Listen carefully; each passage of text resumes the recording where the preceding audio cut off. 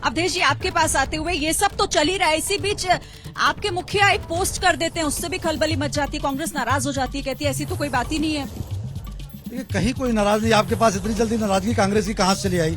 और अखिलेश जी ने जो पोस्ट किया है, सीटें फाइनल हो गई है क्या? हमारी अंदर 11 सीटें दे दी गई है कांग्रेस से, जवाब लो उनसे। अखिलेश जी बार बार कह रहे हैं कि हमारे सीट शेयरिंग में कोई प्रॉब्लम नहीं है, जो जहां से जीतने वाला वो चुनाव। सीटें फाइनल हो गई, मैं ये मीडिया का प्रोपेगेंडा समाजवाद। नहीं, आप बताइए ना, सोशल मीडिया फिर पोस्ट किया अगर, उसका कोई तो मतलब। हमारा और कांग्रेस का या इंडिया गठबंधन में कोई मतभेद नहीं है। हम कौन कहाँ सीट से लड़ेगा कोई मतभेद नहीं है, सब कुछ फाइनल है। ये मीडिया बिना मतलब तिल का। अरे मीडिया तो आपसे सवाल पूछ रहे हैं, मैं आपके पास आती हूँ, मुझे आप बताइएगा आशुतोष जी, सीटें फाइनल हो गई है क्या? 11 सीटें मिल रही हैं आपको उत्तर प्रदेश? देखिए, हमें 11 सीटें मिल रही हैं या 81 सीटें मिल रही हैं, ये हमारे गठबंधन का मामला है। हम लोगों ने तय कर लिया है, बहुत जोरदारी से उत्तर प्रदेश के अंदर गठबंधन चुनाव लड़ेगी और जनता के मुद्दे पर, जनता के विकास के मुद्दे पर, रोजगार के मुद्दे पर, किसानों के मुद्दे पर हम सभी गठबंधन करके चुनाव लड़ रहे हैं। सीट शेयरिंग हमारा आपसी मामला है, हम 11 पे लड़े या 81 पे लड़े, हम लोगों के बीच में कोई मतभेद नहीं। यहाँ तो एकजुटता दिखाई दे रही है, 11-81 हमारा मामला है, आप लोग मत पड़े। 2017 में यूपी के 2 लड़के आए तो 7 पे पहुंचा दिए, और 22 में आए तो लड़की हूं लड़ सकती हूं, डिम्पल जी आई तो 2 पे पहुंचा दी। अब मुझे लगता है कि लोकसभा में 0 रहेगा, उसके अलावा कुछ बचेगा नहीं। इंडिया गठबंधन है कहाँ? उत्तर प्रदेश में है नहीं, बिहार में है नहीं, बंगाल से भगा दिया गया, पंजाब में है नहीं, दिल्ली में है नहीं, हिमाचल में है नहीं, जम्मू कश्मीर में है नहीं, तो दक्षिण में कितना सीट मिलेगी? आप प्रधानमंत्री बन जाएंगे। अरे दक्षिण छोड़िए ना, ये तो यहाँ की बात हो रही है, इस पर पहले जवाब दीजिए। यहाँ तो कुछ नहीं है, यहाँ कुछ नहीं है। 12 सप्ताह चुनाव में बचे हैं, अभी सीट शेयरिंग में ही इनका सब समय समाप्त हो जाएगा। अपने परिवार का सीट जिस प्रकार पिछली बार नहीं बचा पाए, उस प्रकार इस बार भी नहीं बचा पाएंगे। ठीक है, एकदम 0। क्या ये जवाब ले ले? कितनी सीट इनको मिल रही पहले ये पूछ लीजिए। मैडम, मैं कहना चाहता हूँ कि आज पूरे देश के रेलवे स्टेशनों पर सेल्फी पॉइंट 3D लगाए गए हैं। 6.5 लाख रुपया एक सेल्फी पॉइंट पे खर्च हो रहा है, 1.25 लाख रुपया टेम्पोररी सेल्फी पॉइंट पे खर्च हो रहा है। कई करोड़ रुपए पूरे देश का कहाँ जा रहा है?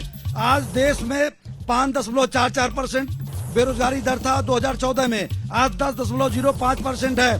देश कहाँ जा रहा है? सारे मुद्दे से भटकाने के लिए आज सारा प्रोपेगेंडा। निधि, क्या अपडेट है आपके पास, बताइए जरा, कोई नया अपडेट मिल रहा है क्या वहाँ से?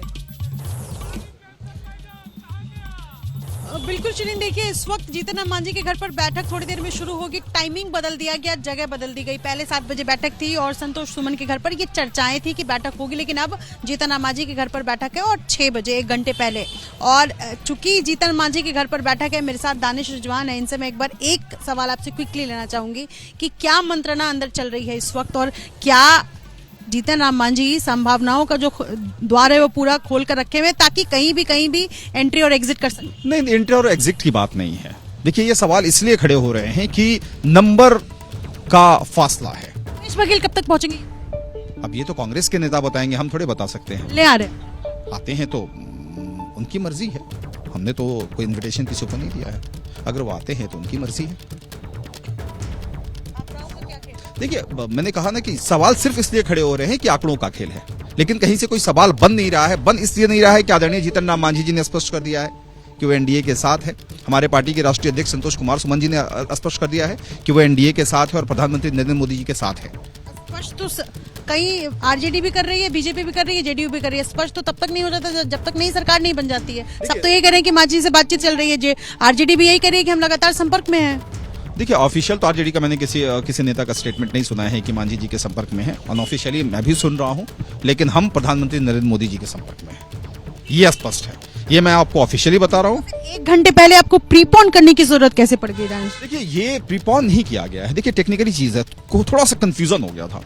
मीटिंग 6 बजे से रखना था, लेकिन मुझे लगता है कि मीडिया को जो इन्फॉर्मेशन गया है उसमें थोड़ी चूक हो गई है कि टाइपिंग मिस्टेक होगा कि वो 7 बजे चला गया। जैसे ही घड़ी का काटा दोपहर 2:30 पे आए, बबीता जी का दिल सास बहू साजिश के लिए मचल जाए। और ये है इनकी बहू, पूरे दिन ऑफिस की टेंशन हो जाए गॉन जब ये करें अपना फेवरेट शो फ्री टाइम पे ऑन। इनकी तरह आप भी देखिए अपना फेवरेट शो अपने टाइम पर और डाउनलोड कीजिए एबीपी लाइव ऐप अपने स्मार्ट टीवी पर।